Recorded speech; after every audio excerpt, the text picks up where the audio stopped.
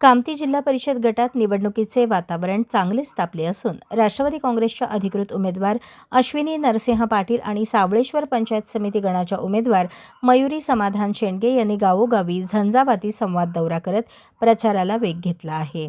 सावळेश्वर, लांबोटी, काळेगाव, गोटेवाडी, मुंडेवाडी, पोपळी व अर्जुन सोंड, गोटेवाडी, विरवडे खुर्द या गावांमध्ये वाड्या वस्त्यांवर जाऊन त्यांनी होम टू होम प्रचार करत महिला, युवक, शेतकरी आणि ज्येष्ठ नागरिकांशी थेट संवाद साधला।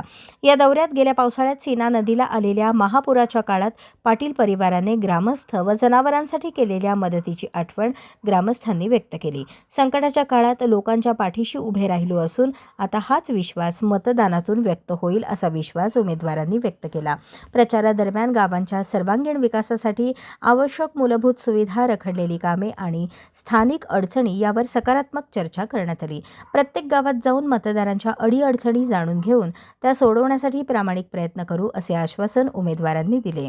गावोगावी मिळणाऱ्या उत्स्फूर्त प्रतिसादामुळे कामती जिल्हा परिषद गटात अश्विनी पाटील व मयुरी शेंडगे यांच्या प्रचाराने मोठी आघाडी घेतल्याचे चित्र स्पष्ट दिसत आहे।